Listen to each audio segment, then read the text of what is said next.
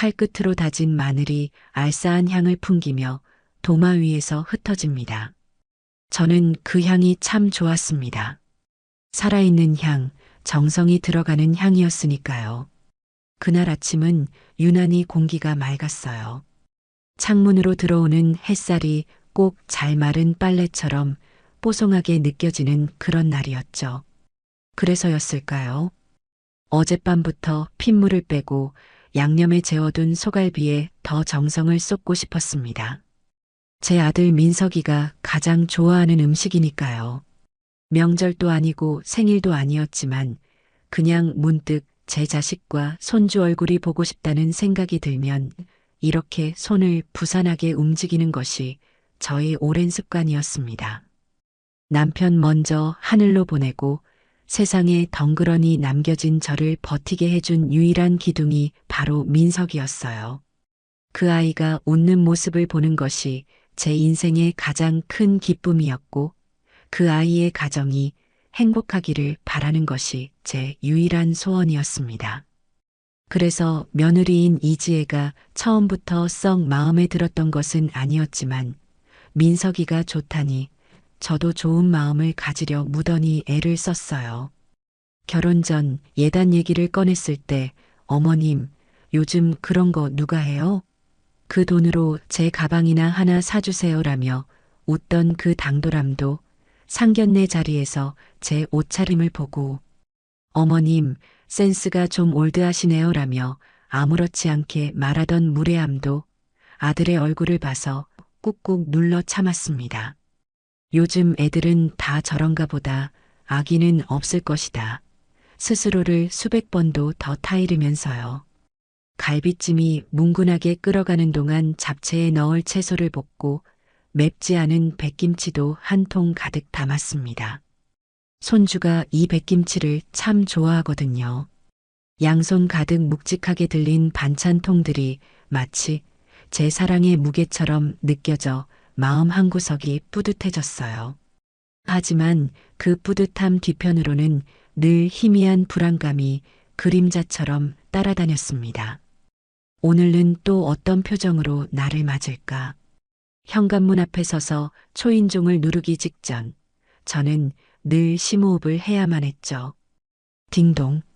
잠시 후 문이 열리고 예상했던 그대로의 무표정한 얼굴이 저를 맞았습니다. 며느리 이지혜였습니다. 어머님 오셨어요. 목소리에는 어떤 감정도 실려 있지 않았어요. 마치 택배 기사를 대하는 듯한 사무적인 톤이었죠. 저는 애써 환하게 웃으며 양손에 든 짐을 보여주었습니다. 그래, 애미야. 우리 민석이랑 손주 먹이려고 갈비찜 좀 했어. 잡채랑 백김치도 있고. 그 순간 지혜의 미간이 아주 미세하게 찌푸려지는 것을 저는 놓치지 않았습니다. 늘 그랬으니까요. 제가 무언가 정성을 담아올 때마다 지혜는 그런 표정을 지었습니다. 마치 반갑지 않은 불청객이 들고 온 성가신 짐 덩어리를 보는 듯한 표정을요. 어머님, 저희 이제 이런 거 안 먹어요. 차가운 목소리가 제 면전에 비수처럼 날아와 꽂혔습니다. 네, 기름지고 냄새나는 음식이잖아요. 이런 거 자꾸 먹으면 입맛만 버려요. 그리고 이 냄새, 집안에 배면 며칠을 가는지 아세요? 저 어제 막 비싼 돈 주고 거실 방향제 새로 들였단 말이에요.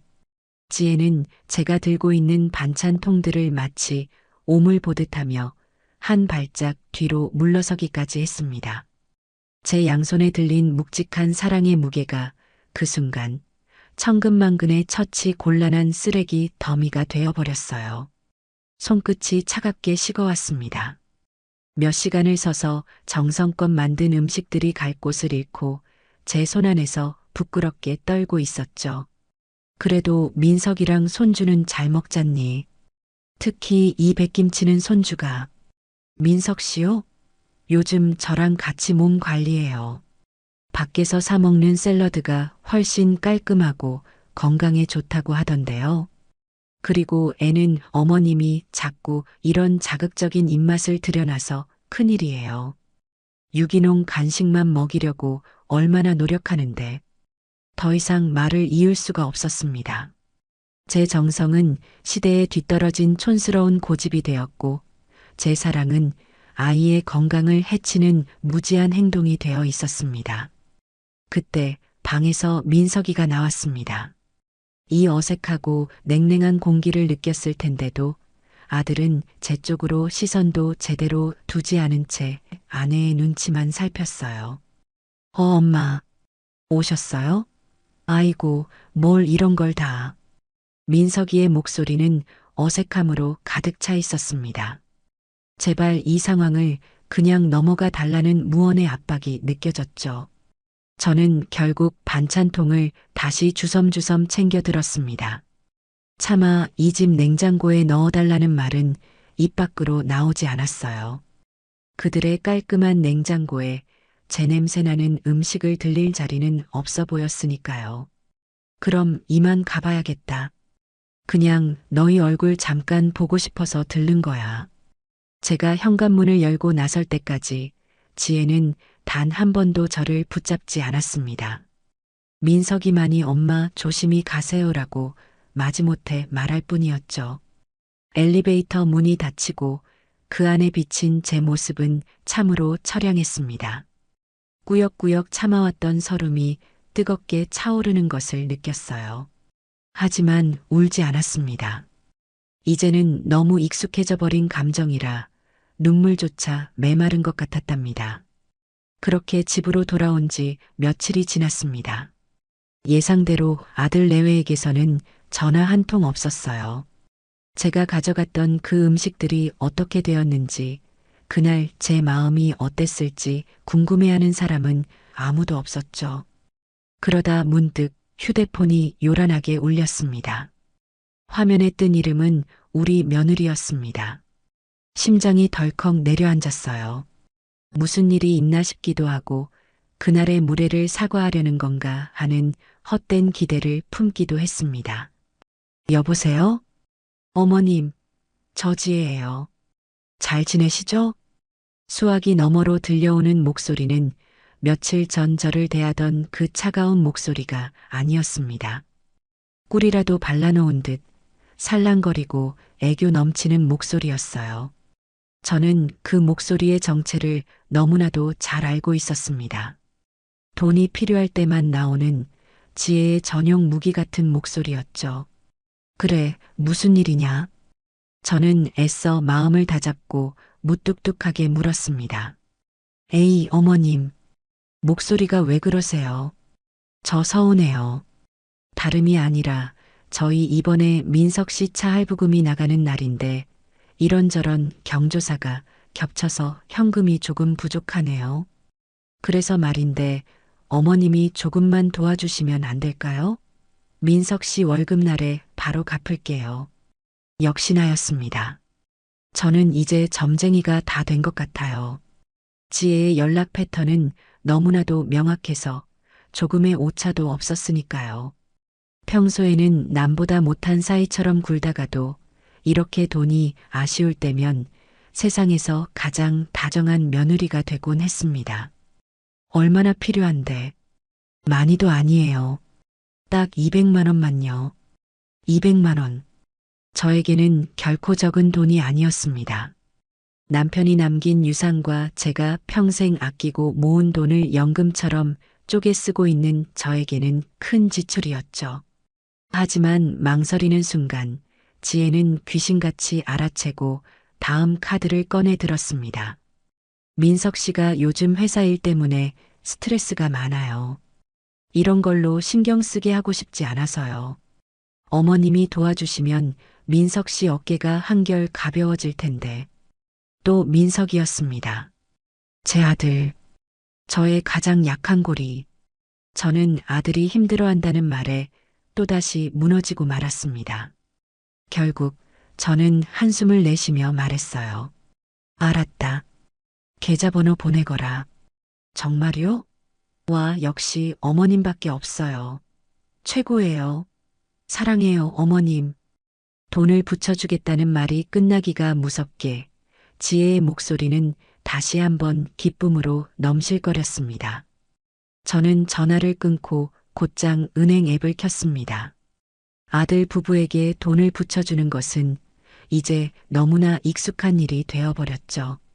신혼집을 얻을 때도, 차를 바꿀 때도, 심지어 그들의 해외여행 경비까지.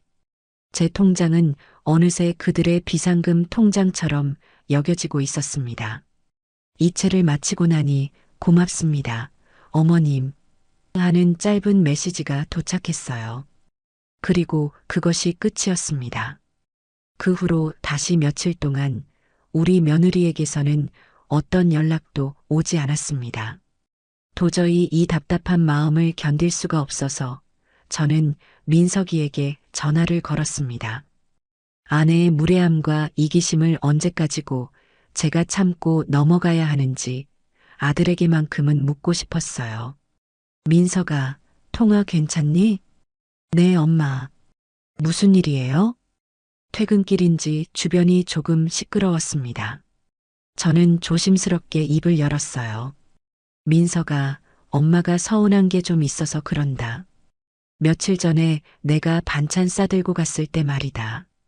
지혜가, 제 말이 채 끝나기도 전에 민석이가 한숨을 푹 쉬는 소리가 수화기 너머로 들려왔습니다. 아, 엄마. 또 왜 그래요? 지혜가 뭘 어쨌다고요? 목소리에는 짜증과 피곤함이 역력했습니다. 저는 가슴이 쿵하고 내려앉는 것 같았어요. 제 아들은 제 이야기를 들어줄 준비가 전혀 되어 있지 않았습니다. 내 아내가 내 앞에서 어떤 표정으로 무슨 말을 했는지 너는 정말 모르는 것이냐? 내게는 내가 해간 음식이 정말 그렇게 쓸모없는 짐으로 보였어? 엄마, 지혜가 원래 표현이 좀 서툴러서 그래요.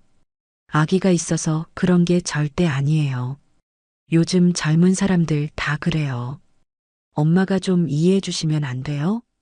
또 그 말이었습니다. 표현이 서툴다. 아기가 없다. 저는 그 말이 세상에서 가장 비겁한 변명이라는 것을 알고 있었습니다. 표현이 서툰 것과 사람의 정성을 대놓고 무시하는 것은 엄연히 다른 문제였으니까요. 민석아, 표현이 서툰 것과 예의가 없는 것은 다른 문제다. 그리고 내가 이해해야 하는 거니? 자식 집에 반찬 하나 마음 편히 못 들고 가는 이 상황을 내가 왜 이해해야 하는 것이냐? 제 목소리가 조금 높아졌습니다. 그러자 수화기 너머의 아들은 제 가슴에 평생 남을 상처가 될 말을 내뱉고야 말았습니다. 엄마, 제발요. 저 중간에서 너무 힘들어요. 그냥 엄마가 좀 참아주시면, 그냥 좀 넘어가 주시면 안 되는 거예요? 왜 자꾸 일을 만드세요? 순간 세상의 모든 소리가 멈추는 것 같았습니다. 제가 일을 만들고 있다고요? 아들의 평안을 위해, 며느리의 비위를 맞추기 위해 제 감정과 존재를 지워야만 하는 것이 제 역할이었던가요? 수십 년간 오직 자식 하나만 바라보고 살아온 제 삶이 송두리째 부정당하는 기분이었습니다. 더 이상 아무 말도 할 수 없었어요. 아니, 하고 싶지 않았습니다. 알았다. 힘들게 해서 미안하구나. 운전 조심해라. 저는 그대로 전화를 끊었습니다. 거실에는 정막만이 흘렀어요. 냉장고를 열자 며칠 전 가져왔던 갈비찜과 잡채, 백김치가 고스란히 놓여 있었습니다. 갈 곳을 잃은 내 사랑, 내 정성, 그리고 이제는 아들마저도 외면해버린 나의 진심. 저는 그 반찬통들을 한참이나 바라보다가 조용히 냉장고 문을 닫았습니다. 그때는 몰랐습니다. 그날 밤에 그 깊고 차가운 절망감이 제 남은 인생을 완전히 다른 방향으로 이끌게 될 거대한 폭풍의 전조였다는 것을요. 그저 보이지 않는 단단한 유리벽에 갇혀 숨막히는 외로움을 느낄 뿐이었습니다. 그날 이후 제 세상은 온통 잿빛으로 변해버린 것 같았습니다. 아들의 그 차가운 목소리, 엄마가 좀 참아주시면 안 돼요? 라는 그 말이 고장난 녹음기처럼 뇌리에서 무한히 반복됐어요. 잠을 자려고 눈을 감으면 그 목소리가 들렸고, 밥을 먹으려고 수저를 들면 그 말이 목구멍에 걸려 음식이 넘어가지 않았습니다. 내가 낳고 길렀던 아들이, 내 삶의 이유였던 아들이, 이제는 나를 자신의 행복을 위해 참아내야 할 짐 정도로 여기고 있다는 사실이 너무나 아팠습니다. 하지만 저는 그 와중에도 한 가닥 희망을 놓지 못하고 있었습니다. 그래도 내 손주는 나를 좋아하지 않니? 그 작고 따뜻한 아이의 온기만이 이 차가운 절망 속에서 저를 버티게 하는 유일한 이유였죠. 주말이 되자 저는 도저히 집에만 있을 수가 없었습니다. 손주 얼굴이라도 봐야 이 숨막히는 시간을 견딜 수 있을 것 같았어요. 저는 핑계를 만들어냈습니다. 며칠 전 샀던 손주 옷이 사이즈가 맞지 않아 교환했는데 그걸 전해주러 가야겠다고요. 사실 사이즈는 처음부터 잘 맞았습니다. 그저 제 자식의 집에 들어가기 위한 초라한 명분이 필요했을 뿐이에요. 아들 집에 도착해 초인종을 눌렀을 때 저를 맞은 것은 이번에도 며느리 이지혜였습니다. 저를 보는 지혜의 얼굴에는 아주 찰나의 순간이었지만 선명한 귀찮음이 스쳐 지나갔습니다. 하지만 이내 곧 표정을 감추고 형식적인 미소를 지어 보였죠. 어머님, 어쩐 일이세요? 미리 연락이라도 주시지 그러셨어요. 그 말은 연락도 없이 불쑥 찾아오지 말라는 뜻이라는 것을 저는 이제 너무나 잘 알았습니다. 손주 옷 사이즈 바꾼 게 있어서 마침 근처에 볼 일도 있었고 저는 구차한 변명을 늘어놓으며 안으로 들어섰습니다. 거실에서는 제 아들 민석이가 소파에 누워 텔레비전을 보고 있었어요. 저를 보더니 마지못해 몸을 일으키며 말했습니다. 엄마 오셨어요. 며칠 전 통화의 냉랭함이 여전히 우리 사이에 흐르고 있었습니다. 어색한 침묵을 깬 것은 방에서 뛰어나온 손주였습니다. 할머니, 아이는 제게 와락 안겼습니다. 저는 그 작은 몸을 끌어안고서야 비로소 제대로 된 숨을 쉴 수 있었습니다. 아이의 머리카락에서 나는 샴푸 냄새, 보드라운 뺨의 감촉이 제 얼어붙었던 마음을 조금이나마 녹여주는 것 같았어요. 우리 강아지 잘 있었어? 할머니가 우리 손주 주려고 깎아 사왔지. 저는 아이를 위해 준비한 과자와 장난감을 꺼내 보였습니다. 아이는 신이 나서 어쩔 줄을 몰라 했고 그 모습을 보는 동안에는 잠시나마 시름을 잊을 수 있었죠. 하지만 그 평화는 길지 않았습니다. 손주와 함께 장난감 자동차를 조립하고 있는데 아이가 제게 휴대폰을 불쑥 내밀며 말했어요. 할머니, 우리 이거 사진 찍어서 할아버지한테 보내주자. 아이의 할아버지는 제 남편, 그러니까 아이에게는 친할아버지였죠. 아이는 아직 죽음의 개념을 잘 몰랐기에 하늘나라에 있는 할아버지에게 사진을 보내면 볼 수 있다고 믿고 있었습니다. 저는 늘 아이의 말에 장단을 맞춰주곤 했어요. 그럴까? 우리 손주가 만든 자동차 멋지다고 할아버지한테 자랑해야지. 저는 아이의 머리를 쓰다듬으며 웃어 보이고는 습관처럼 제 가방을 더듬었습니다. 그런데 손에 잡히는 것이 없었어요. 가방을 열어 안을 샅샅이 뒤졌지만 늘 그 자리에 있던 휴대폰이 보이지 않았습니다. 아차 싶었습니다. 아침에 나오기 전 충전기에 꽂아두고는 깜빡 잊고 그냥 나온 것이었어요. 마침 그때 친구에게서 중요한 연락이 오기로 되어 있었는데 눈앞이 캄캄해졌습니다. 어쩌지? 할머니가 휴대폰을 안 가져왔네.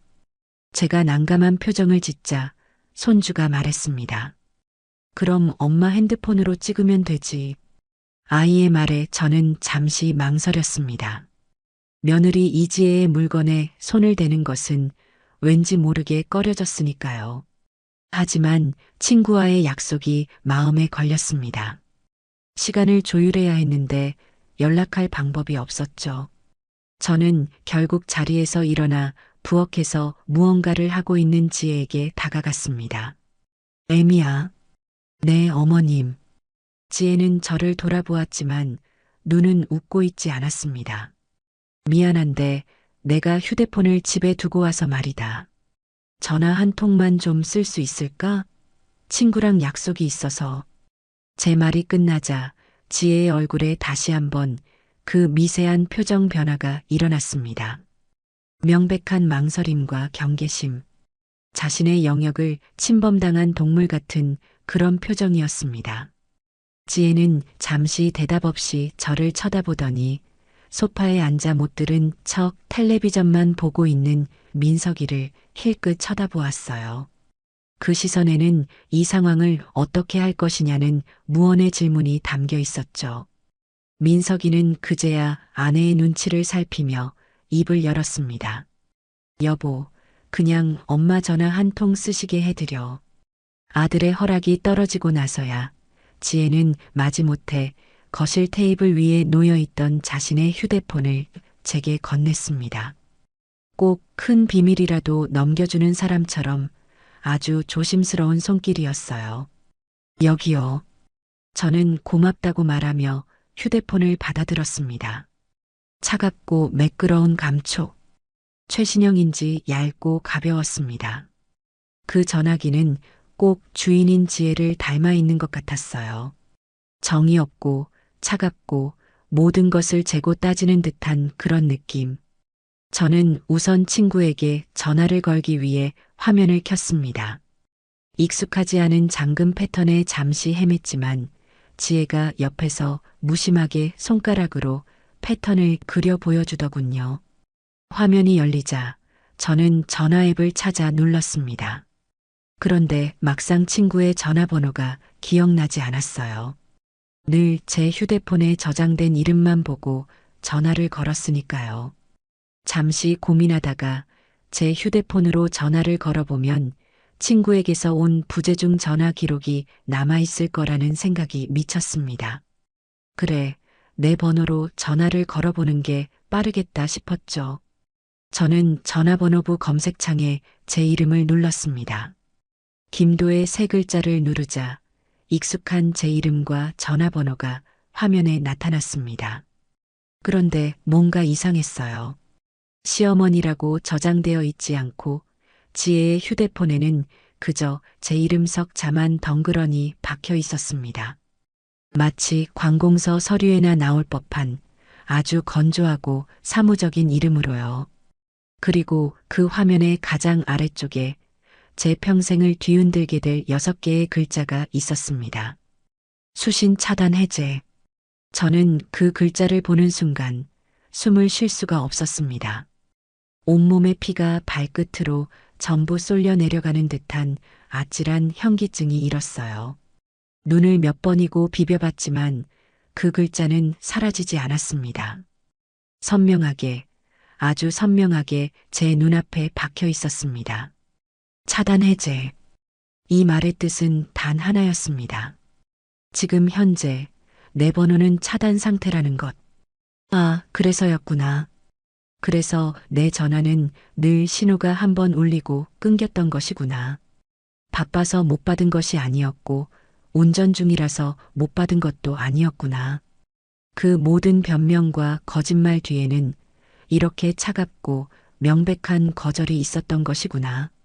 내가 해간 음식을 보며 짓던 그 경멸 어린 표정, 돈이 필요할 때만 나오던 그 가식적인 목소리, 그리고 아들의 비겁한 침묵까지 모든 퍼즐 조각이 그 7글자 앞에서 완벽하게 맞춰졌습니다. 그들은 저를 원하지 않았던 겁니다. 처음부터요. 저는 그저 돈이나 대주는 귀찮지만 필요할 때는 써야 하는 그런 존재였을 뿐 가족이 아니었던 겁니다. 손주를 보러 오는 것마저도 그들에게는 성가신 불청객의 방문이었던 것이죠. 할머니, 왜 전화 안 걸어? 손주의 해맑은 목소리가 저를 현실로 끌어당겼습니다. 저는 아이를 돌아볼 수가 없었어요.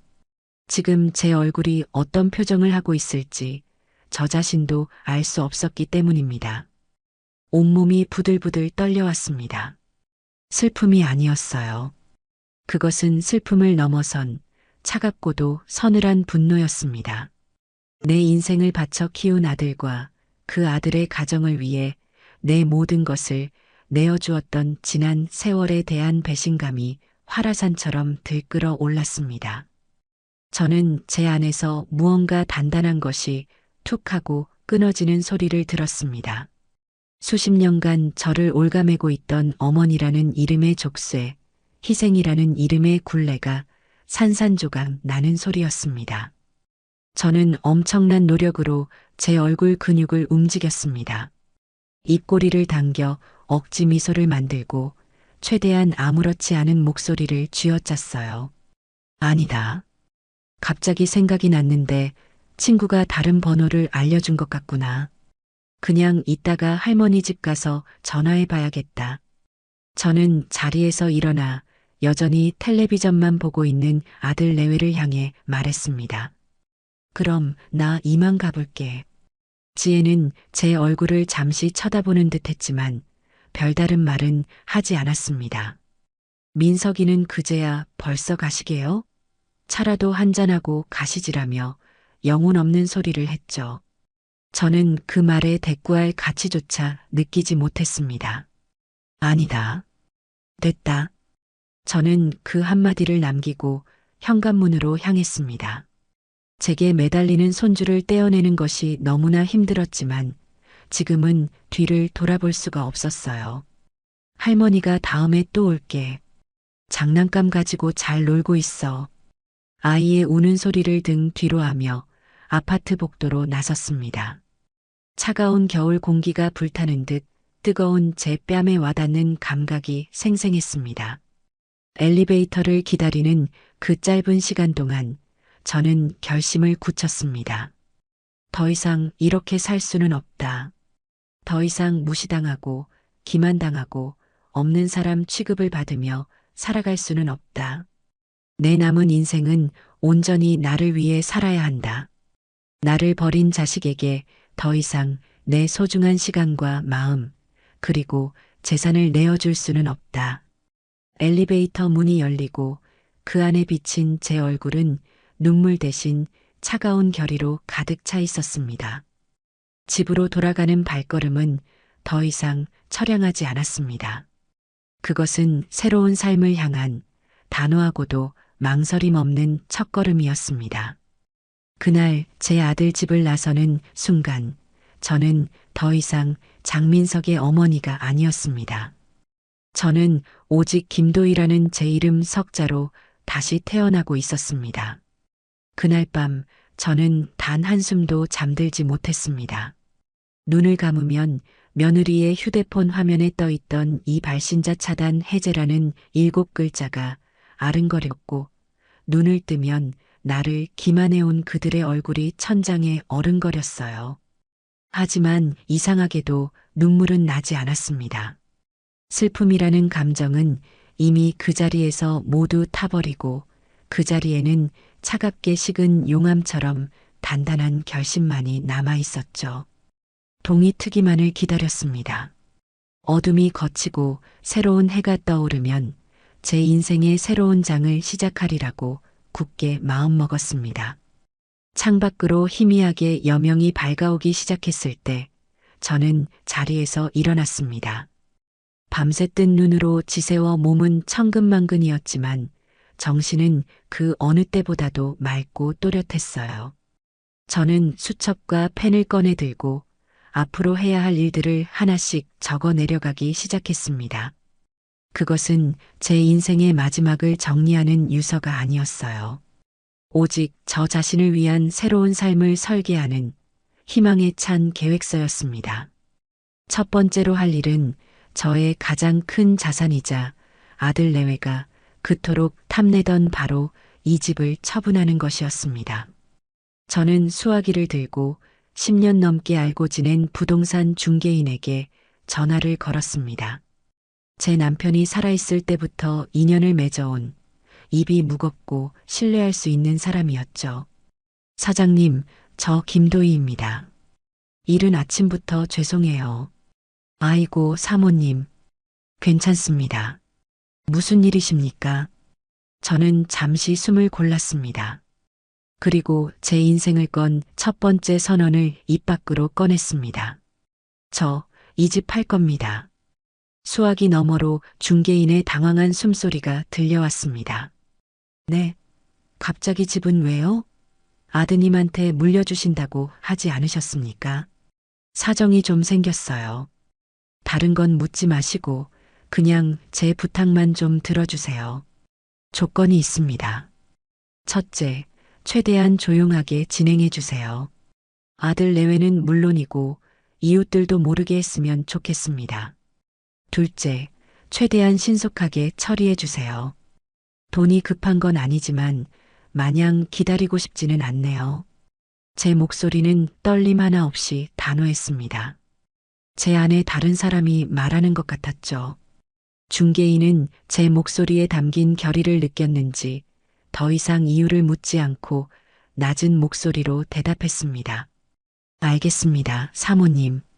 사모님 뜻이 그러시다면 제가 최선을 다해서 조용하고 빠르게 처리해 보겠습니다. 전화를 끊고 나니 심장이 조금 거세게 뛰는 것이 느껴졌습니다.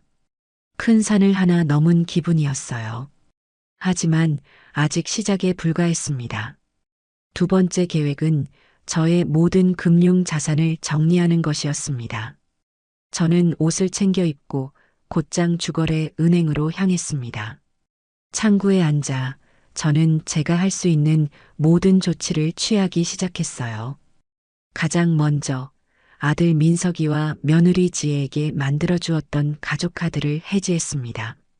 그들이 제 카드로 무엇을 사고 어디서 밥을 먹는지 더 이상 제 명세서로 확인하고 싶지 않았습니다.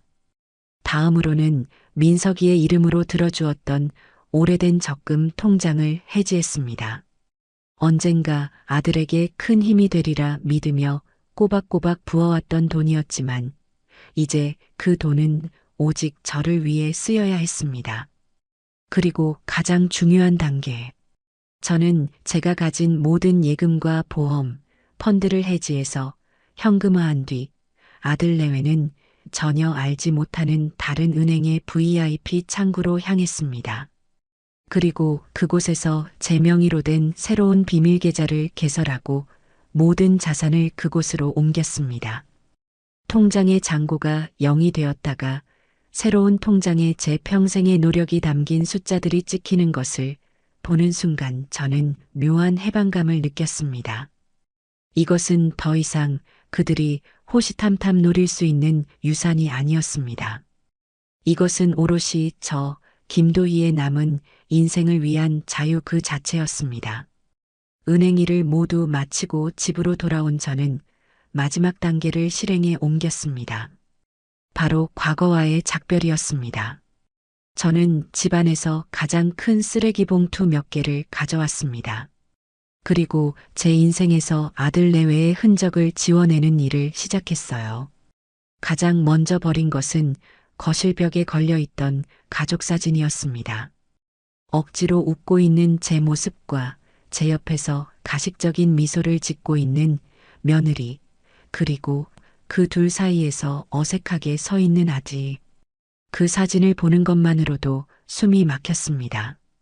저는 액자를 벽에서 내려 유리를 신문지에 잘 싼 뒤 망설임 없이 쓰레기 봉투에 던져 넣었습니다. 다음은 앨범이었습니다. 민석이가 태어났을 때부터 대학을 졸업하고 결혼을 하고 아이를 낳았을 때까지의 모든 기록. 한 장 한 장 넘길 때마다 가슴 한쪽이 아려왔지만 저는 멈추지 않았습니다. 이 기억들은 더 이상 아름다운 추억이 아니었어요. 저의 헌신과 희생에 대한 증거이자 결국 배신으로 돌아온 허망한 기록일 뿐이었습니다. 저는 제 젊은 시절의 독사진 몇 장과 사랑하는 남편과 단둘이 찍었던 사진 몇 장만을 조심스럽게 빼내고 나머지는 모두 봉투 안으로 쓸어 넣었습니다. 옷장도 정리했습니다.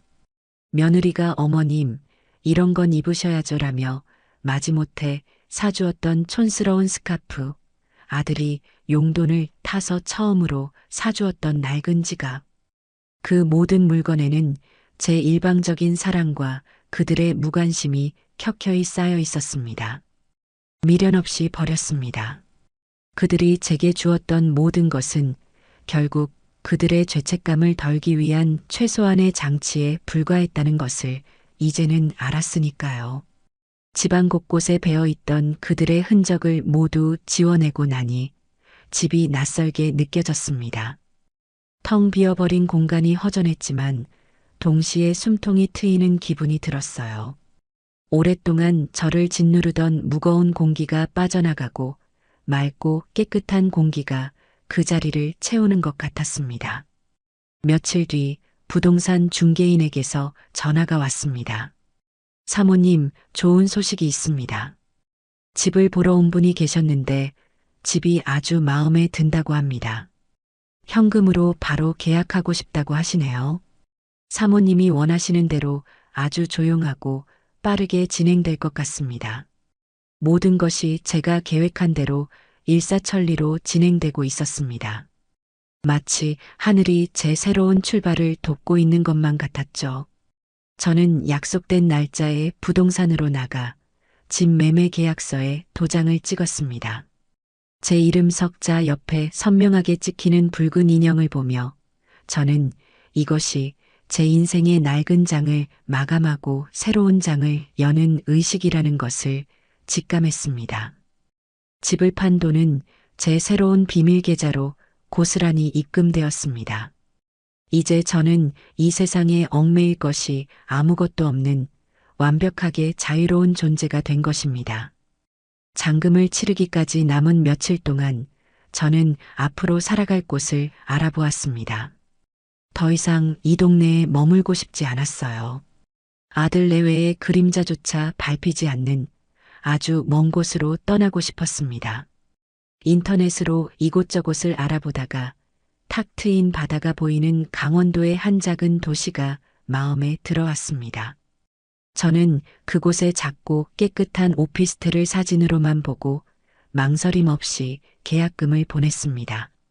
이삿날 저는 이삿짐 센터를 부르지 않았습니다.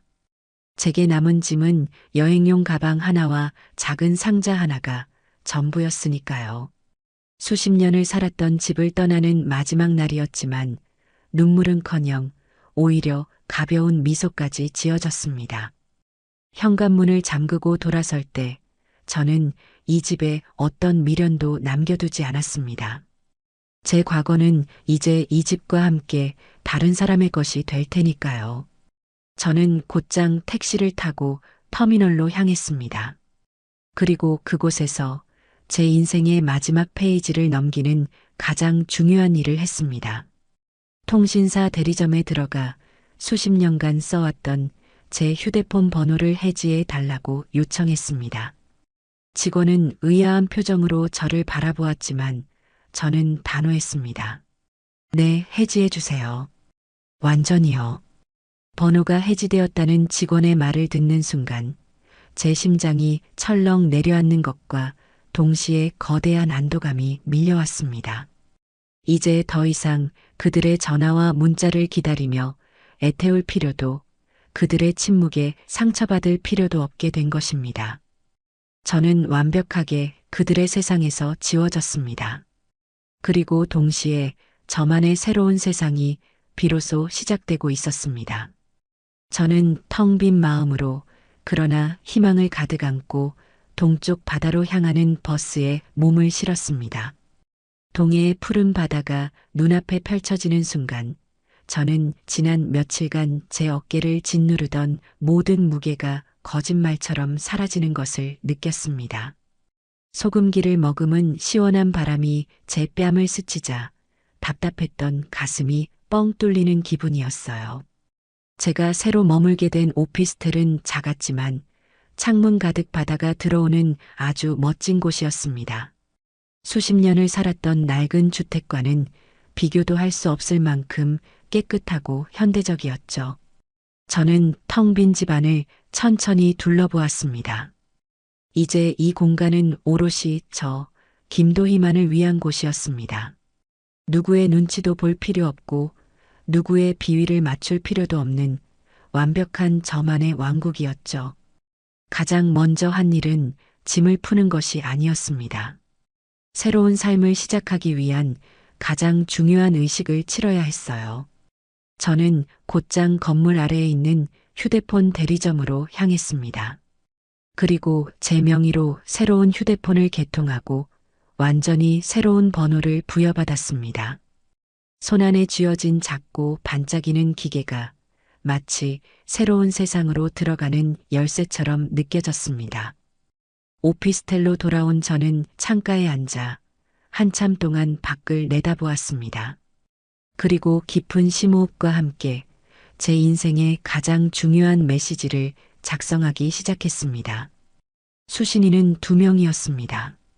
장민석, 그리고 이지혜. 처음에는 하고 싶은 말이 너무 많아서 손가락이 제대로 움직이지 않았습니다. 서운함, 분노, 배신감, 원망. 그 모든 감정이 뒤섞여 머릿속이 복잡했어요. 저는 쓰고 지우고 또다시 쓰기를 반복했습니다. 감정에 휩쓸린 장문의 메시지를 썼다가 이건 아니다 싶어 모두 지워버렸습니다. 그들에게 제 구차한 감정을 내보이고 싶지 않았어요. 동정이나 연민을 구걸하고 싶지도 않았습니다. 제가 원하는 것은 단 하나, 그들에게 저와 똑같은 아니, 그보다 더한 상실감과 당혹감을 안겨주는 것이었습니다. 한참을 고민한 끝에 저는 가장 날카롭고 가장 차가운 단어들만을 골라내기 시작했습니다. 감정은 최대한 배제하고 오직 팩트만을 전달하는 것. 그것이 그들에게 가장 큰 충격을 줄 수 있는 방법이라고 생각했어요. 수신 장민석, 너의 아내 휴대폰에서 내 이름이 차단된 것을 내 눈으로 직접 확인했다. 고맙구나. 덕분에 나도 내 인생에서 너희를 차단해야겠다는 결심이 아주 쉽게 섰다. 너희가 그토록 당연하게 너희의 것이라 믿었던 이 집은 팔았다. 너희에게 물려줄 유산 같은 건 이제 내게 없다. 이제부터는 너희들 힘으로 알아서 잘 살아남아라. 2번 다시 나를 찾지 마라. 이것이 내 마지막 통보다. 수신 이지혜. 자네 휴대폰에서 내 번호가 어떻게 되어 있는지 직접 봤네. 아주 인상적이더군. 덕분에 나도 자네와 내 아들을 내 인생에서 깨끗하게 정리할 수 있게 되었어. 자네가 그토록 무시하고 불편해했던 시어머니는 이제 이 세상에 없다고 생각하게. 물론 자네가 그토록 계산적으로 기대했던 시어머니의 재산도 함께 사라졌으니 그리 알도록. 메시지를 모두 작성하고 나서 저는 잠시 화면을 내려다보았습니다. 제 손가락 끝이 미세하게 떨리고 있었어요. 이 전송 버튼을 누르는 순간 저는 정말로 돌아올 수 없는 강을 건너게 되는 것이었습니다. 수십 년간 이어져 온 모자 관계의 종언. 하지만 두렵지 않았습니다. 오히려 어서 이 질긴 끈을 끊어내고 싶다는 생각뿐이었죠. 저는 눈을 감았다 떴습니다. 그리고 망설임 없이 2사람에게 동시에 메시지를 전송했습니다. 휴대폰 화면에 메시지가 전송되었습니다라는 문구가 뜨는 순간 저는 거대한 바위 하나를 가슴에서 드러낸 듯한 후련함을 느꼈습니다. 그리고 곧바로 저는 다음 단계로 넘어갔습니다. 그들의 번호를 제 새 휴대폰에 저장했습니다. 장민석, 이지혜라고요. 그리고는 연락처 설정에 들어가 그 2개의 번호를 망설임 없이 수신 차단 목록에 추가했습니다. 그들이 제 메시지를 받고 경악해서 전화를 걸어올 것이 뻔했습니다. 하지만 그들의 목소리를 듣고 싶지 않았어요. 그들의 변명도 뒤늦은 사과도 가식적인 울음도 이제는 제게 어떤 영향도 미칠 수 없었습니다. 그들이 저에게 그랬던 것처럼 저 또한 그들을 완벽한 침묵 속에 가두어 버린 것입니다. 모든 것을 끝내고 나니 거짓말처럼 세상이 고요해졌습니다. 이제 더 이상 누군가의 연락을 애타게 기다릴 필요도 오지 않는 전화에 실망할 필요도 없었습니다. 제 휴대폰은 이제 오직 저의 자유와 행복을 위해서만 울리게 될 것이었어요. 저는 자리에서 일어나 작은 가방에서 제가 유일하게 챙겨온 상자를 열었습니다. 그 안에는 제 남편의 사진과 제가 가장 좋아했던 낡은 책 몇 권이 들어 있었죠. 저는 남편의 사진을 꺼내 창가 가장 잘 보이는 곳에 올려두었습니다. 사진 속 남편은 인자한 미소로 저를 바라보고 있었어요. 여보, 나 잘했지요? 당신도 내가 이렇게 하길 바랐을 거예요. 나 이제 당신 목까지 더 멋지고 자유롭게 살아볼게요. 혼잣말을 하고 나니 그제야 뜨거운 눈물 한 방울이 뺨을 타고 흘러내렸습니다. 그것은 서러움의 눈물이 아니었어요. 제 자신을 되찾은 것에 대한 기쁨과 새로운 삶에 대한 벅찬 기대감이 담긴 아주 따뜻한 눈물이었습니다. 창밖은 어느새 짙은 남색으로 물들고 있었고 수평선 너머의 어선들이 하나둘 불을 밝히기 시작했습니다. 그 불빛들이 마치 제 새로운 인생을 축복해주는 별들처럼 보였습니다. 저는 그 아름다운 야경을 바라보며 아주 오랜만에 깊고 평화로운 잠에 빠져들 수 있었습니다. 그 어떤 악몽도 그 어떤 불청객도 찾아오지 않는 완벽한 저만의 밤이었습니다. 폭풍은 이제 그들의 세상에서 시작될 테니까요. 동해의 아침은 서울의 아침과 공기부터가 달랐습니다. 비릿하면서도 상쾌한 소금 내음이 창문을 열자마자 온 집안을 가득 채웠어요. 저는 매일 아침 동이 트는 것을 바라보며 하루를 시작했습니다. 붉은 기운이 수평선 너머에서부터 서서히 번져나가며 짙푸른 바다와 하늘을 온통 황금빛으로 물들이는 광경은 그 어떤 비싼 그림보다도 경이롭고 아름다웠죠. 그 장엄한 풍경 앞에서 서울의 잿빛 빌딩 숲에서 아들 내외의 눈치를 보며 살았던 지난 날들은 아주 먼 전생의 일처럼 아득하게 느껴졌습니다. 저는 더 이상 누군가를 위해 밥을 짓지 않았습니다. 오직 제가 먹고 싶을 때 제가 먹고 싶은 것을 만들어 먹었어요. 토스트 한 조각에 커피 한 잔으로 아침을 해결할 때도 있었고 전날 밤 시장에서 사온 싱싱한 생선으로 얼큰한 매운탕을 끓여 해장을 할 때도 있었습니다. 모든 것이 저의 선택이었고 그 선택에는 어떤 부담감이나 의무감도 따르지 않았습니다. 그 당연한 자유가 얼마나 달콤한 것인지 저는 예순이 넘어서야 비로소 깨닫고 있었어요. 그날도 저는 창가에 앉아 커피를 마시며 이제 막 그림을 그리기 시작한 캔버스를 바라보고 있었습니다. 무엇을 그려야 할지 몰라 그저 새하얀 면만 쳐다보고 있었지만 그 막막함마저도 즐거웠어요. 무엇으로든 채울 수 있는 가능성. 그것이 지금의 제 인생과 꼭 닮아 있었으니까요. 그때였습니다. 제 새로운 휴대폰이 조용히 진동하기 시작했습니다. 화면에 뜬 이름은 사랑하는 내 동생이었어요. 제게는 나이 차이가 꽤 나는 여동생이 하나 있습니다. 제가 시집가고 아들 낳아 키우는 동안 동생은 늘 제 편이 되어주고 제 하소연을 들어주던 유일한 혈육이었죠. 제가 집을 팔고 떠나오기 전 모든 자초지종을 이야기한 유일한 사람이기도 했습니다. 언니 나야. 괜찮아? 그럼 괜찮고 말고. 너야말로 괜찮니? 혹시 그 애들한테 시달리고 있는 건 아니고? 제 목소리에는 걱정이 담겨 있었지만 동생은 오히려 시원하게 웃었습니다. 시달리긴 누가. 아주 꼴이 볼만하더라. 언니, 내가 지금부터 아주 재미있는 얘기를 해줄게. 속이 다 시원해질 거야. 동생의 목소리에는 장난기가 가득했습니다. 저는 의자에 등을 깊게 기대고 동생이 전해줄 폭풍의 소식에 귀를 기울였습니다. 주말에 민석이한테 전화가 왔었어. 거의 울먹이면서 전화를 했더라고. 이모, 엄마가 없어졌어요. 하면서.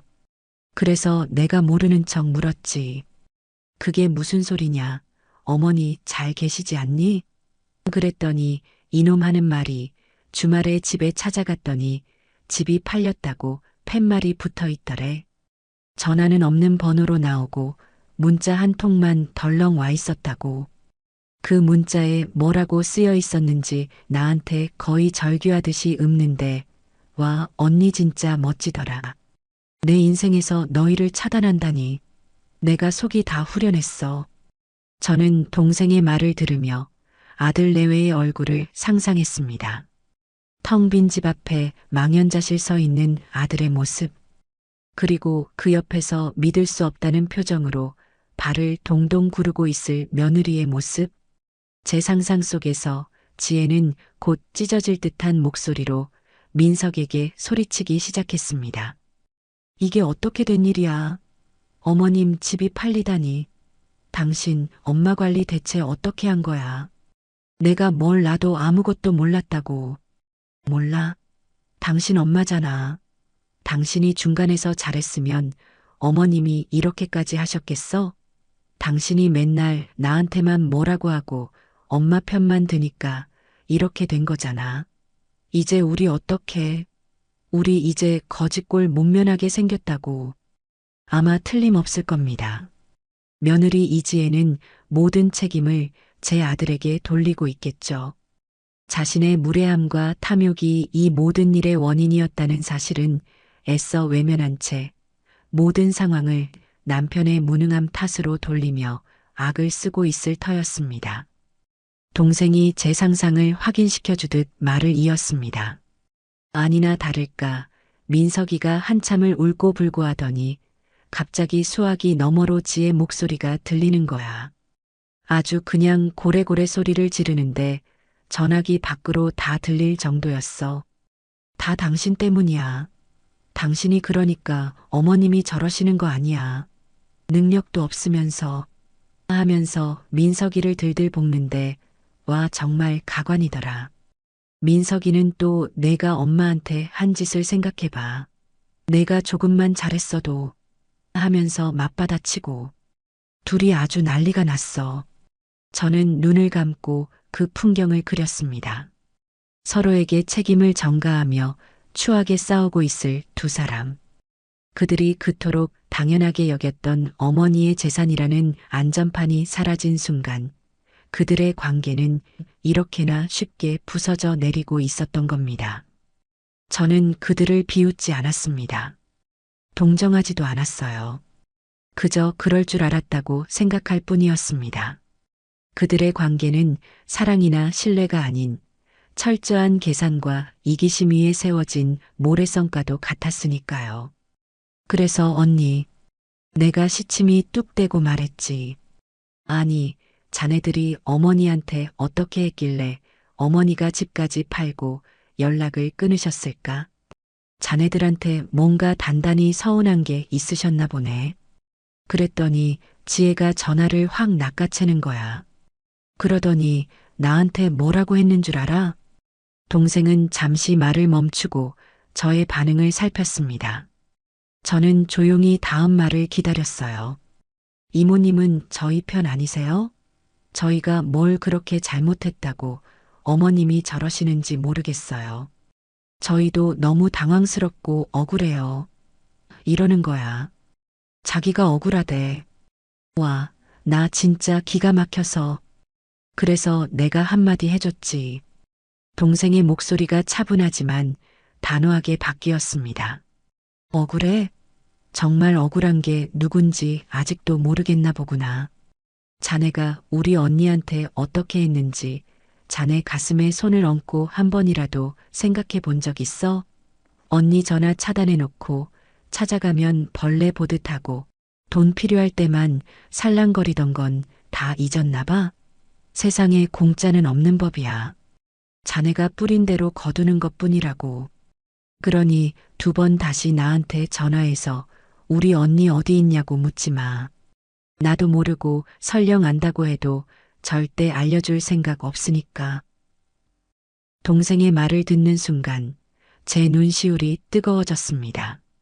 수십 년간 제 속에서만 맴돌던 말들, 차마 입 밖으로 꺼내지 못하고 끙끙 앓기만 했던 그 말들을 제 동생이 대신 세상에 꺼내준 것만 같았어요. 시원하면서도 한편으로는 고마움에 가슴이 벅차올랐습니다. 잘했다, 내 동생. 정말 잘했어. 뭘, 언니가 평생을 어떻게 살았는데, 이제라도 언니 인생 찾아서 떠난 거, 나는 100번이고 1000번이고 지지해. 그러니까 절대 마음 약해지지 마.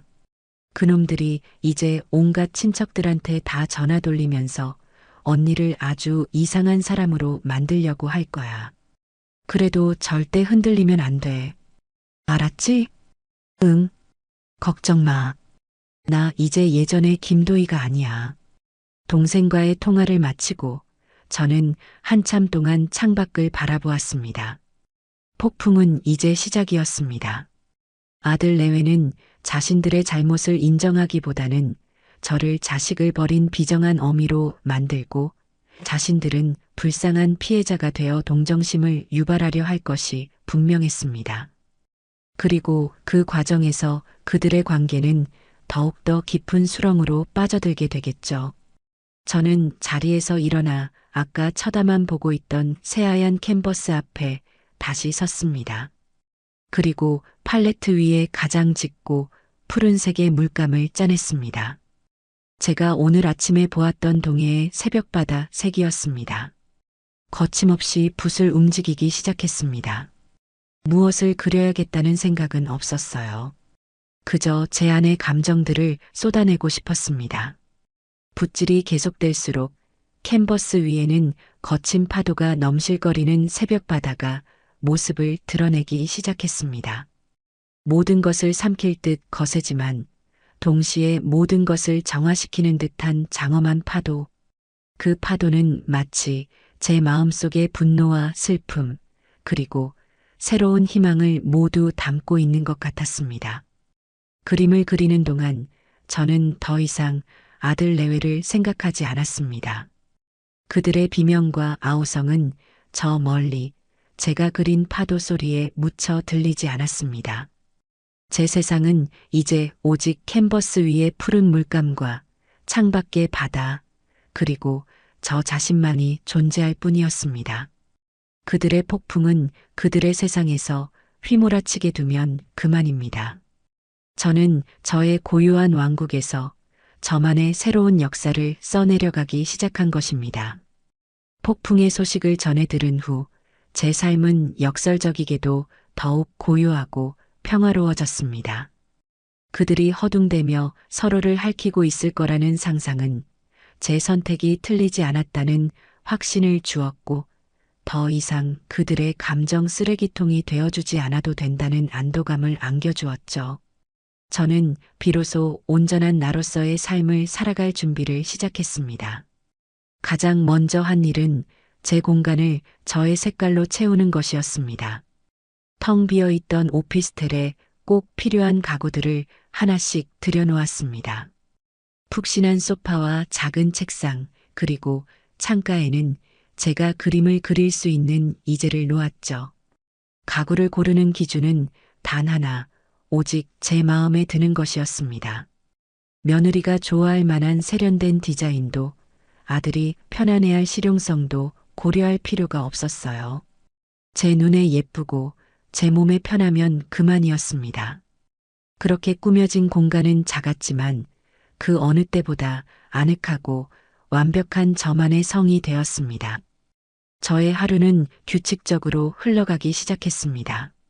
아침에 일어나 바다를 보며 명상을 하고 간단히 아침을 먹은 뒤에는 무조건 밖으로 나갔습니다. 처음에는 목적지 없이 해안 산책로를 따라 걷기만 했어요.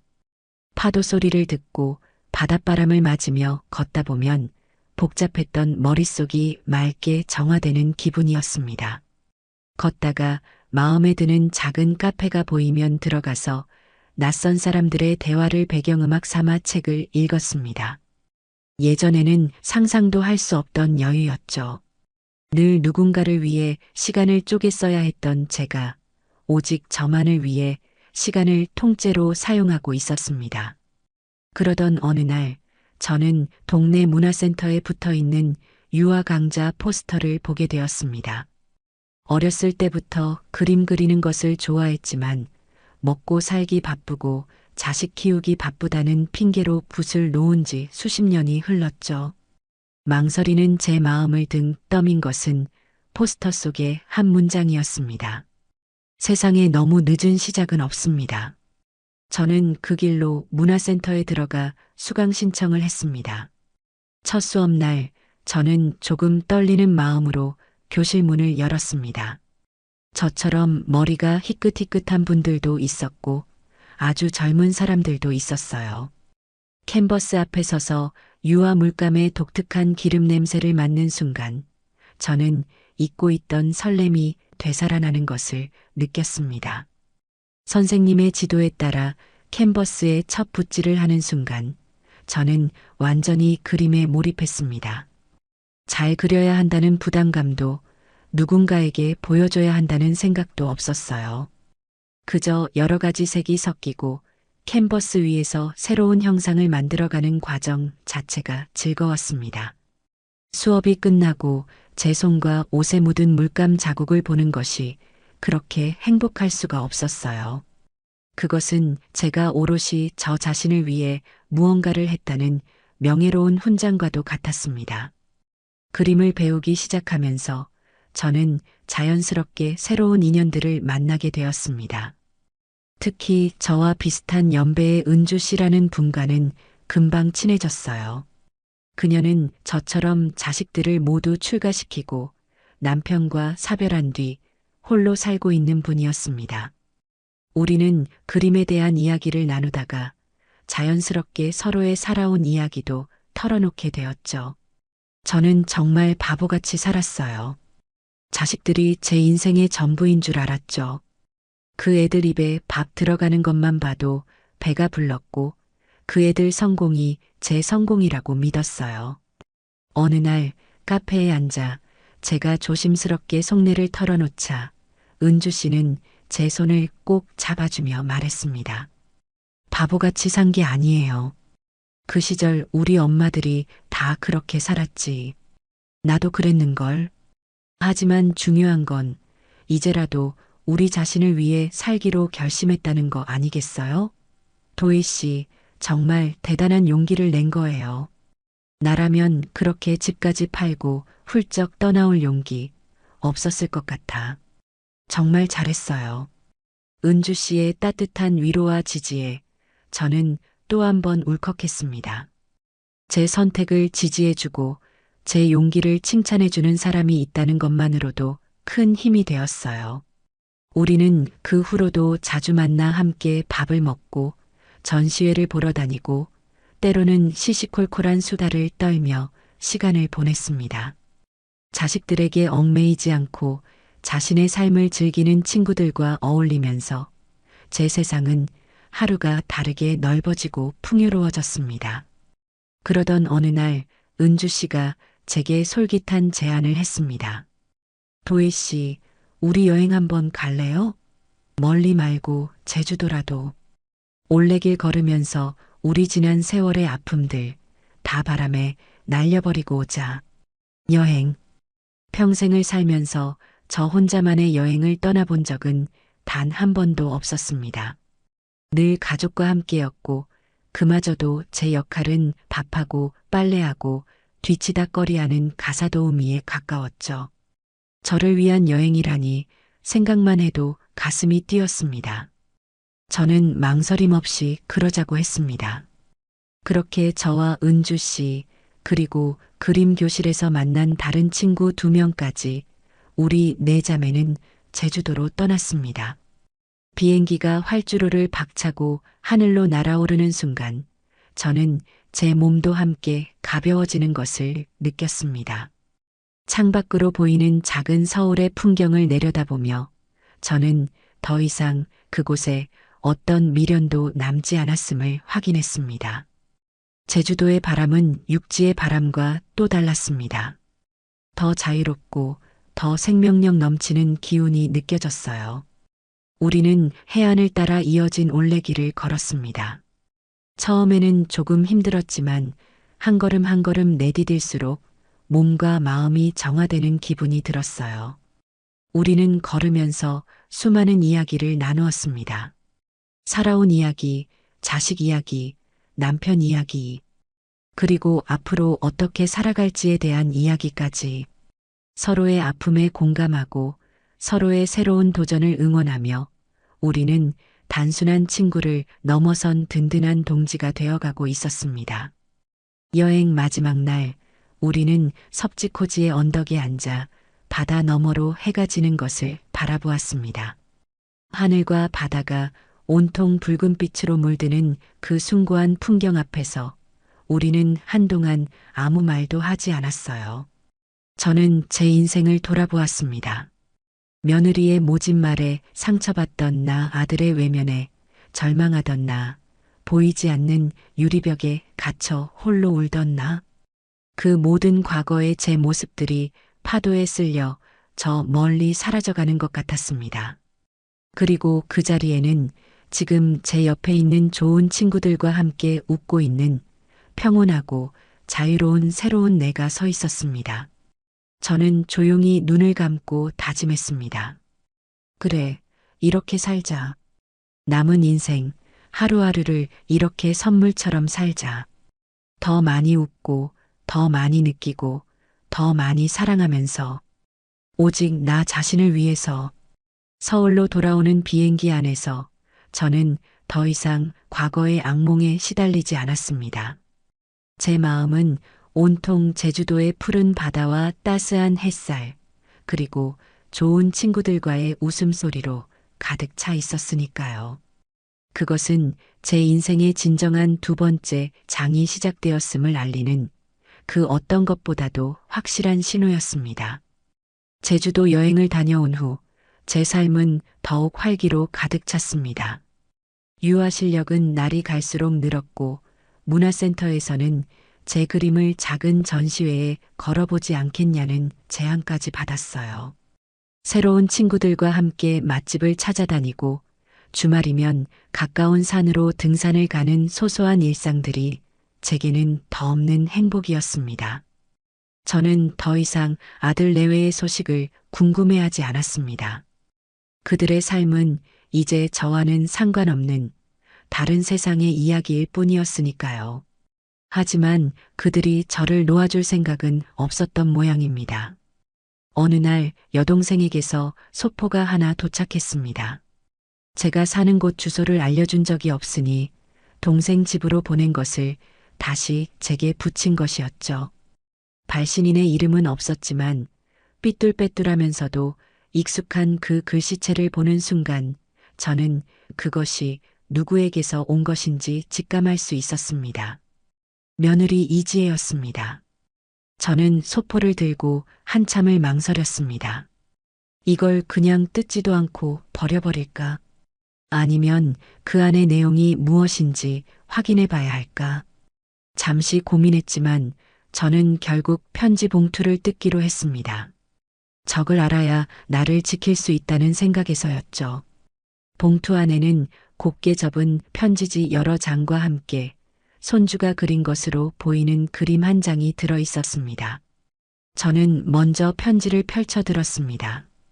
예상대로 편지는 아주 구구절절하고 가식적인 사죄의 말들로 가득 차 있었습니다. 사랑하는 어머님께 이 편지를 어떻게 시작해야 할지 모르겠습니다. 지난 몇 달간 저는 지옥 같은 시간을 보냈습니다. 어머님이 떠나시고 난 뒤 저희 집은 웃음이 사라졌고 민석 씨는 매일 술에 취해 들어와 제게 못할 말들을 퍼붓습니다. 모든 것이 제 잘못이라는 것을 압니다.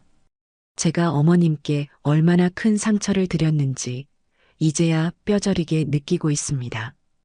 어머님의 따뜻한 밥상이 얼마나 소중했는지, 어머님의 헌신이 얼마나 큰 사랑이었는지 어리석었던 저는 그것을 너무 늦게 깨달았습니다.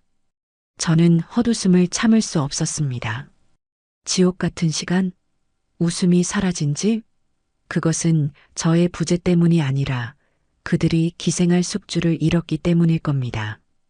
저의 헌신을 깨달았다고요? 아니요. 저의 재산이 가진 가치를 뒤늦게 깨달았겠죠. 편지는 계속되었습니다.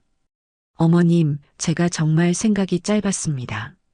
철이 없었고 너무나 이기적이었습니다. 어머님께 드렸던 모든 상처에 대해 진심으로 사죄드립니다. 부디 저희를 용서해 주세요. 민석 씨와 아이를 봐서라도 제발 저희에게 다시 한번 기회를 주세요. 어머님 없는 저희는 아무것도 아닙니다. 저희가 앞으로 정말 잘하겠습니다. 어머님이 좋아하시는 음식도 배우고 매일 아침 문안 인사도 드릴게요. 그러니 제발 저희 곁으로 돌아와 주세요. 그리고 편지의 마지막은 예상했던 대로 손주를 앞세운 감성파리로 마무리되었습니다. 강아지도 매일 밤 할머니를 찾으며 웁니다. 할머니가 보고 싶다고, 할머니가 해주시던 백김치가 먹고 싶다고 매일같이 저를 조릅니다. 이 아이에게서 할머니를 빼앗는 벌을 내리지는 말아주세요. 어머님, 간절히 부탁드립니다. 저는 편지를 다 읽고 나서 잠시 눈을 감았습니다. 편지 곳곳에 담긴 교묘한 의도와 가식이 역겨워서 속이 메스꺼울 지경이었습니다. 민석 씨가 나에게 못할 말을 퍼붓는다며 교묘하게 남편 탓을 하고 아이가 할머니를 찾으며 운다며 저의 죄책감을 자극하려 하고 있었습니다. 하지만 이미 제 마음은 얼음장처럼 차갑게 식어버린 뒤였습니다. 그들의 그 어떤 말도 그 어떤 눈물도 더 이상 제 마음에 어떤 파문도 일으키지 못했습니다. 저는 그 편지지를 조용히 반으로 접었습니다. 그리고 또 반으로, 다시 또 반으로. 아주 작아질 때까지 접은 뒤 조금의 망설임도 없이 쓰레기통에 던져버렸습니다.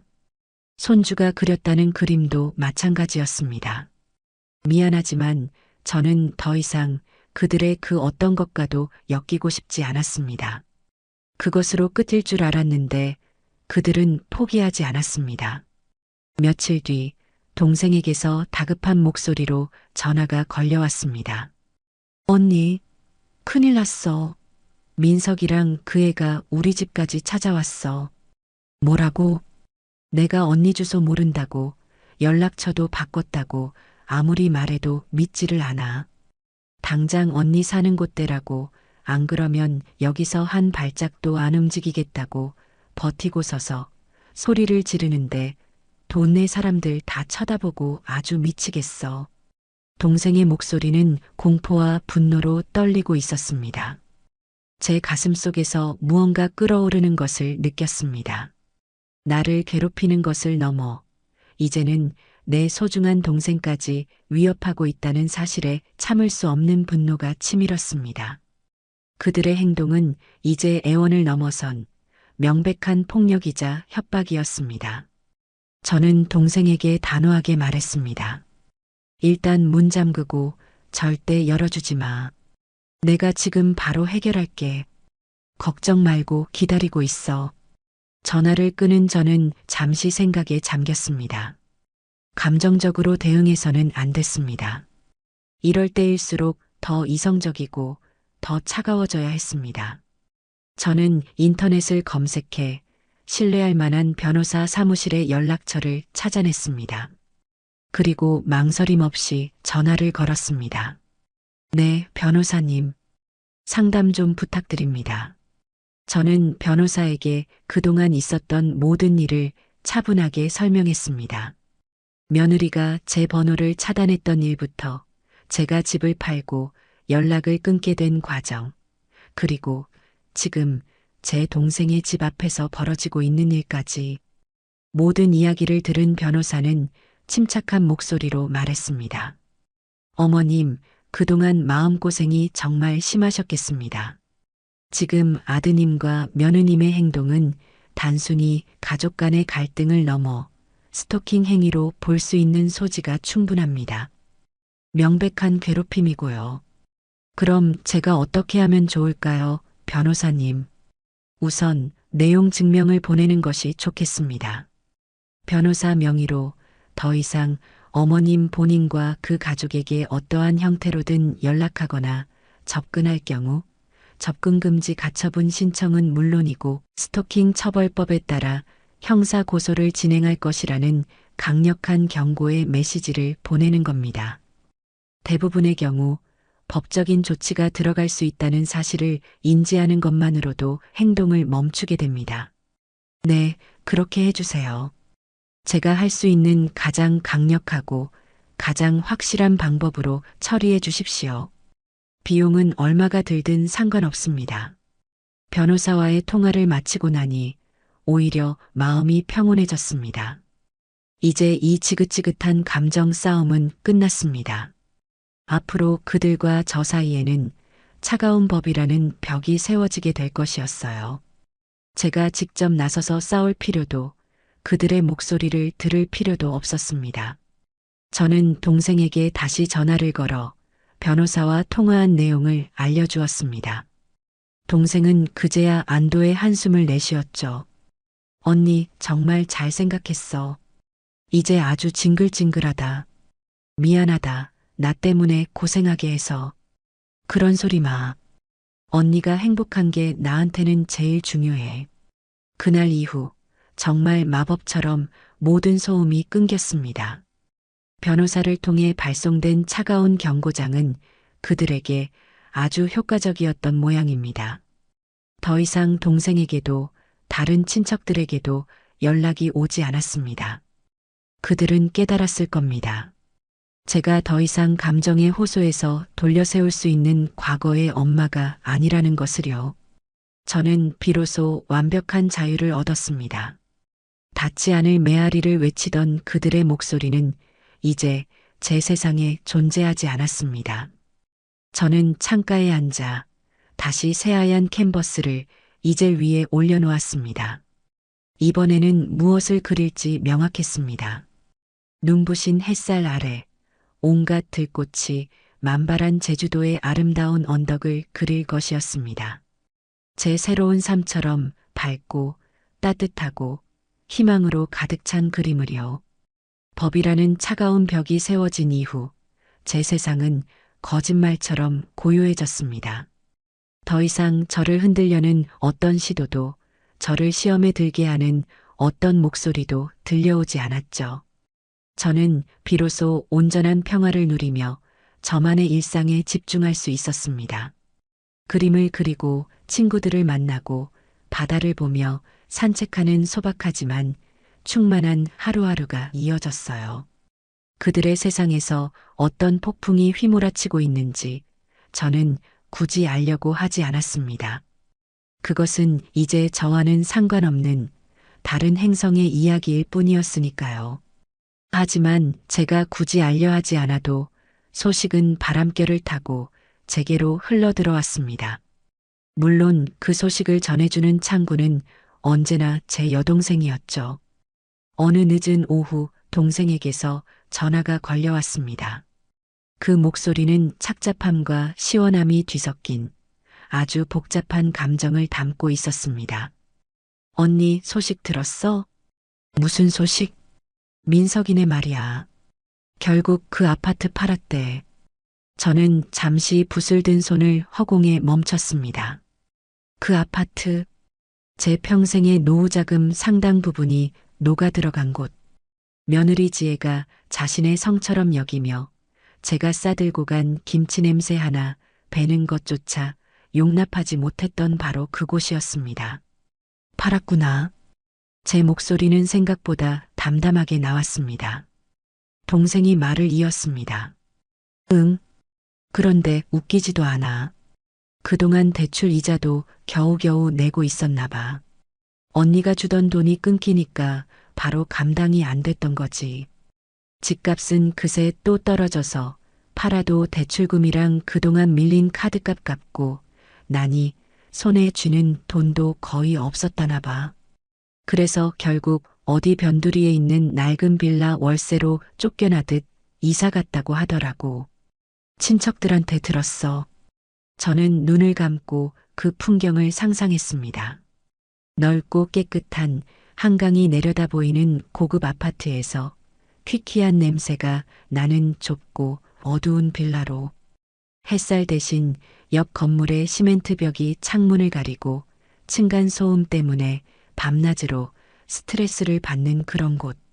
그토록 남의 시선과 허영을 중시하던 며느리 지혜가 그곳에서 과연 하루라도 버틸 수 있을까요? 아마 매일 밤 잠 못 이루며 제 아들을 들들 볶아대고 있겠죠. 이게 다 당신 때문이야. 당신이 무능해서 내가 이런 데서 살아야 해? 당신 엄마만 아니었어도 우리가 이렇게 되지는 않았어. 그들의 목소리가 제 귀에 들리는 듯 했습니다. 저는 그들을 동정하지 않았습니다.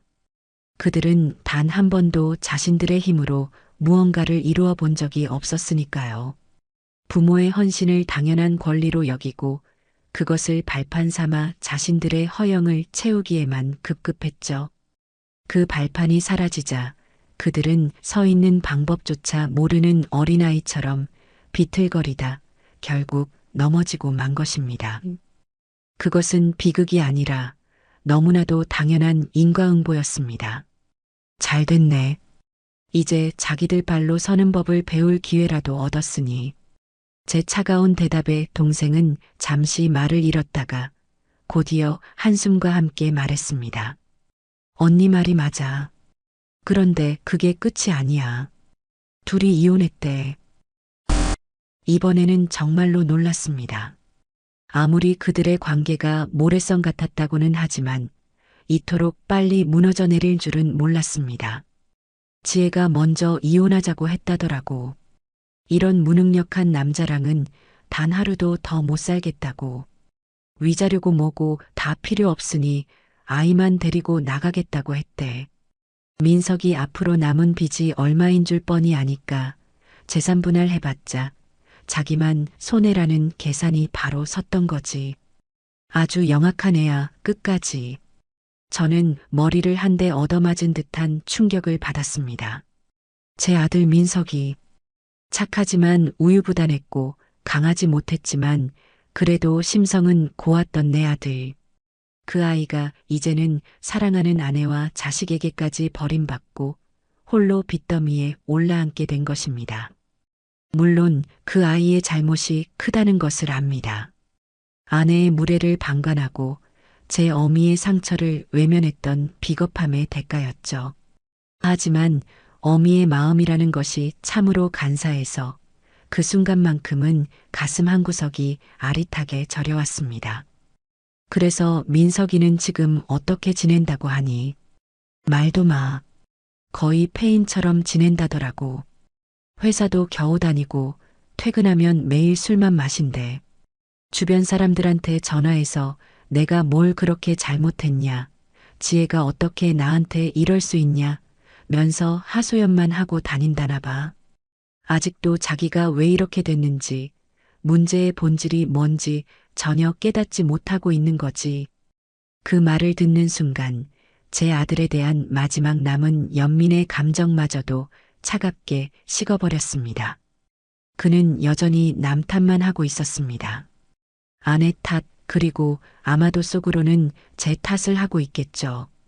제가 조금만 더 참아주었더라면, 제가 매정하게 그들을 내치지만 않았더라면 이 모든 불행이 시작되지 않았을 것이라고요.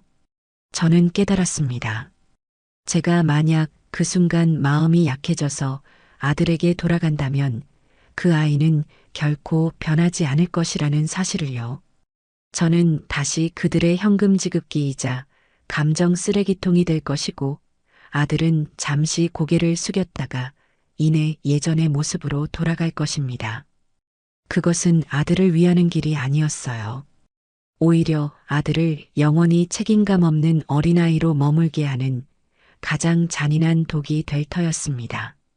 언니 괜찮아? 너무 마음 아파하지 마. 동생의 걱정스러운 목소리에 저는 정신을 차렸습니다. 아니, 나 괜찮아. 이제 정말로 괜찮아. 그 아이의 인생은 이제 그 아이의 몫이지. 더 이상 내 몫이 아니야. 스스로 일어나든 아니면 주저앉아 평생을 후회하며 살든 그건 이제 오롯이 장민석 그 자신의 선택일 뿐이야. 제 목소리에는 어떤 흔들림도 없었습니다. 저는 진심으로 그렇게 생각했습니다. 저는 제 아들에게서 경제적 지원뿐만 아니라 감정적인 책임감까지도 완전히 거두어들였습니다. 그것이 제가 제 아들에게 해줄 수 있는 마지막 사랑의 방식이었습니다. 스스로의 힘으로 고통을 마주하고 자신의 잘못을 깨닫고 다시 일어서는 법을 배울 기회를 주는 것. 전화를 끊고 저는 붓을 내려놓았습니다. 그리고 창가에 서서 한참 동안 바다를 바라보았습니다. 바다는 말이 없었습니다. 그저 밀려왔다 밀려가기를 반복하며 세상의 모든 희로애락을 묵묵히 받아주고 있을 뿐이었죠. 그들의 몰락 소식은 제게 어떤 통쾌함도 어떤 슬픔도 주지 않았습니다. 그저 모든 것이 제자리로 돌아가고 있다는 차갑고도 명백한 사실만을 확인시켜 주었을 뿐입니다. 허영과 이기심으로 쌓아 올린 성은 무너졌고 기만과 위선으로 유지되던 관계는 끝이 났습니다. 이제 그들은 각자 자신의 선택에 대한 결과를 온전히 감당하며 살아가야 할 것입니다. 저는 더 이상 그들의 세상에 관여하지 않을 것입니다. 저는 저의 왕국에서 저의 시간을 살아갈 것입니다. 그들의 지옥과 나의 천국. 우리는 이제 결코 만날 수 없는 서로 다른 차원의 우주를 살아가게 된 것입니다. 그리고 저는 제가 선택한 이 고요하고 평화로운 우주가 너무나도 마음에 들었습니다. 그들의 세상이 무너져 내리고 있다는 소식을 들은 후 저는 역설적으로 제 세상을 더욱 견고하게 쌓아 올리는 데 집중했습니다. 더 이상 과거에 발목 잡히지 않고 오직 현재의 행복과 미래의 꿈을 위해 살아가기로 마음먹었죠. 제게는 이제 새로운 꿈이 생겼습니다. 그것은 바로 저만의 작은 갤러리 카페를 여는 것이었습니다. 처음에는 그저 막연한 상상이었습니다. 내가 그린 그림들을 벽에 걸고 향긋한 커피를 내리며 바다를 찾아온 사람들과 조용히 이야기를 나누는 공간. 생각만 해도 가슴이 따뜻해지는 풍경이었죠. 그 상상은 은주 씨를 비롯한 친구들의 열렬한 응원에 힘입어 점차 구체적인 계획으로 발전했습니다. 도희 씨, 너무 좋은 생각이야. 도희 씨 그림 정말 따뜻하고 좋잖아. 분명 사람들이 좋아할 거야. 맞아. 우리가 가서 매일 팔아줄게. 걱정 말고 한번 시작해봐. 친구들의 지지는 제게 큰 용기를 주었습니다. 저는 제 모든 재산을 걸고 마지막 도전을 해보기로 결심했습니다. 제 인생의 활용점정을 찍는 오직 저 자신을 위한 사업을 시작하기로요. 장소를 물색하는 것부터가 즐거운 여정이었습니다. 저는 해안도로를 따라 드라이브를 하며 햇살이 잘 들고 바다가 한눈에 들어오는 작은 가게 자리를 찾아다녔습니다. 그리고 마침내 오래된 생선구이 집이었던 작은 2층짜리 건물을 발견했습니다. 낡고 허름했지만 커다란 통창 너머로 보이는 바다 풍경이 기가 막히게 아름다운 곳이었어요. 저는 그곳을 보자마자 여기다 싶었습니다. 계약을 마치고 저는 제 인생에서 가장 신나는 일, 바로 저만의 공간을 꾸미는 작업에 착수했습니다. 인테리어 업자에게 모든 것을 맡기는 대신 제가 직접 디자인의 모든 과정에 참여했습니다.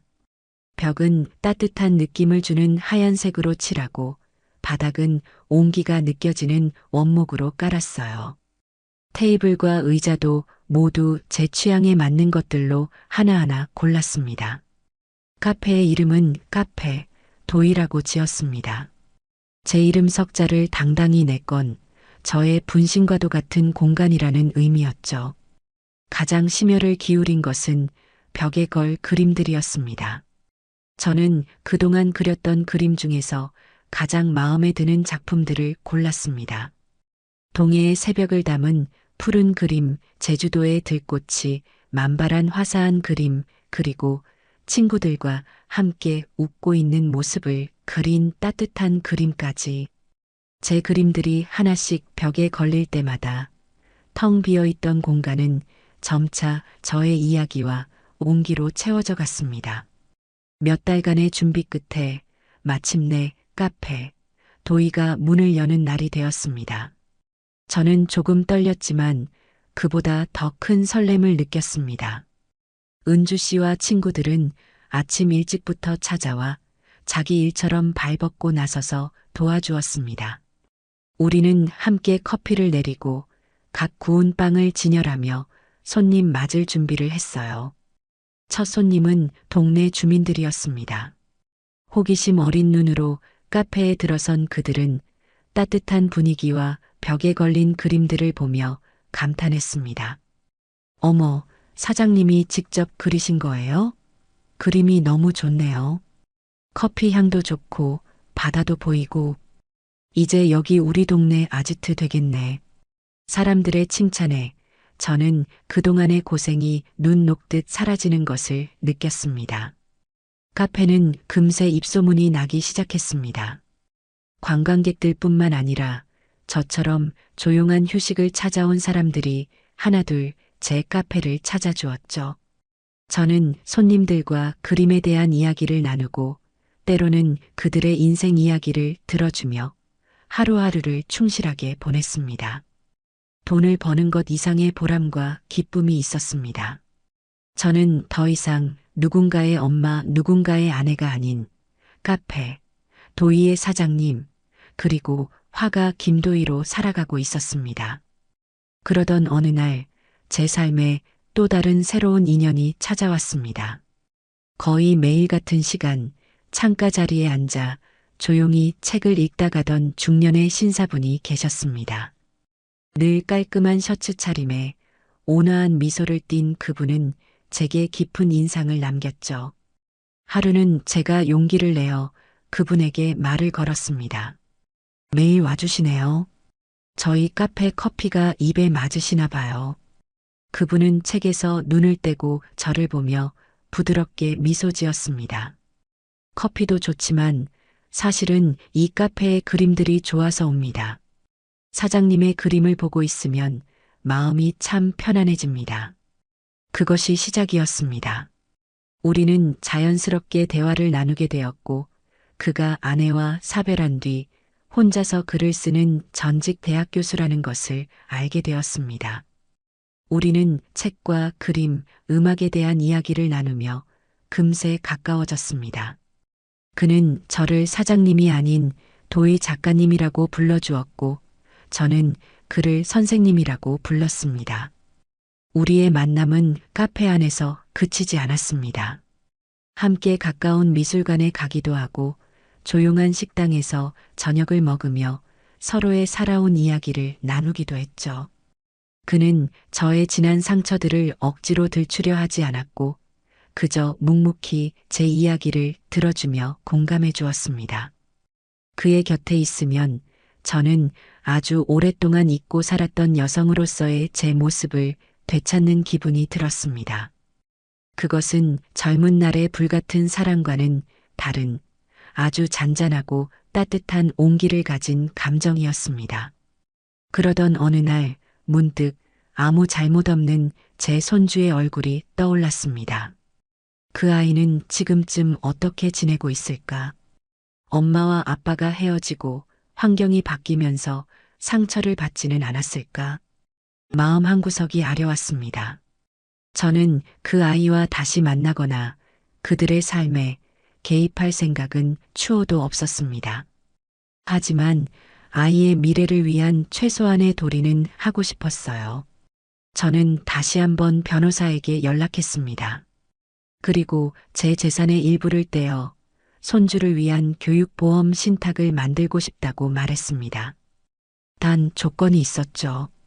이 돈은 아이가 성인이 되기 전까지는 부모를 포함한 그 누구도 절대 손댈 수 없으며 아이가 성인이 되어 독립할 때 오직 아이 자신만이 찾을 수 있도록 해달라는 것이었습니다. 그리고 이 모든 것은 할머니가 아닌 익명의 후원자의 이름으로 진행되기를 원했습니다. 변호사는 제 뜻에 따라 모든 절차를 깔끔하게 처리해 주었습니다. 모든 서류 절차를 마치고 나니 마음속에 남아있던 마지막 앙금마저도 깨끗하게 씻겨나가는 기분이었습니다. 이것으로 저는 정말로 모든 끈을 정리한 것입니다. 아이에 대한 사랑의 표현은 이렇게 멀리서 조용히 그 아이의 미래를 응원해 주는 것으로 충분했습니다. 저는 이제 저만의 왕국에서 완벽하게 행복하고 충만한 삶을 살고 있었습니다. 좋은 친구들과 마음을 나누는 새로운 인연, 그리고 저의 꿈이 담긴 아름다운 공간까지. 저는 제 인생에서 그 무엇도 부러울 것이 없는 가장 풍요로운 시기를 보내고 있었습니다. 1. 제 왕국이 평화와 행복으로 가득 차가던 어느 늦은 밤이었습니다.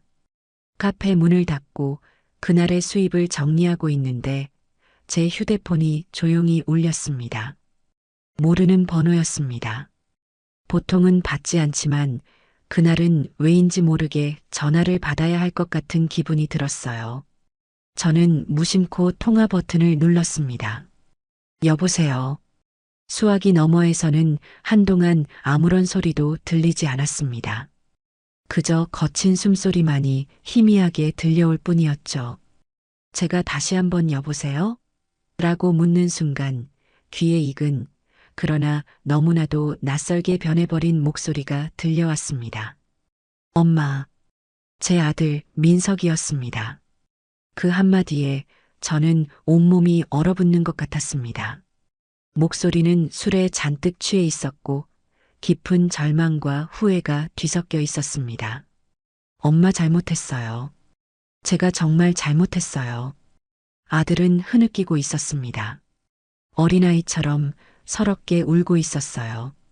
만약 예전의 저였다면 그 울음소리에 가슴이 미어져 당장이라도 괜찮다. 내 아들아라며 그 아이를 위로했을 겁니다. 하지만 지금의 저는 달랐습니다. 저는 아무 말도 하지 않았습니다. 그의 울음소리를, 그의 뒤늦은 후회를 그저 소음처럼 듣고만 있었습니다. 그 목소리에서는 진정한 반성보다는 모든 것을 잃고 나서야 매달릴 곳을 찾는 어린아이의 처절한 이기심이 느껴졌습니다. 그는 저를 그리워하는 것이 아니었어요. 그저 저의 용서와 저의 재산과 과거에 안락했던 삶을 그리워하고 있을 뿐이었습니다. 저는 조용히, 아주 조용히 통화 종료 버튼을 눌렀습니다. 어떤 욕설도, 어떤 원망도, 어떤 가르침도 없었습니다. 그에게 해줄 말은 이제 제게 남아있지 않았으니까요. 제 침묵이, 제 무대응이 그에게 줄 수 있는 가장 완벽하고도 잔인한 대답이라는 것을 알고 있었습니다. 전화를 끊고 나서 저는 잠시 창밖에 짙은 어둠을 바라보았습니다. 그리고 다음 날 아침이 밝자마자 곧장 통신사로 향했습니다. 그리고 제 번호를 다시 한번 이번 생에 정말 마지막으로 바꾸었습니다. 혹시라도 다시 걸려올지 모를 그 번호를 제 인생에서 완전히 삭제해버리기 위함이었습니다. 이것으로 모든 것이 끝났습니다. 제 과거에서 온 마지막 유령을 저는 제 손으로 직접 소멸시킨 것입니다.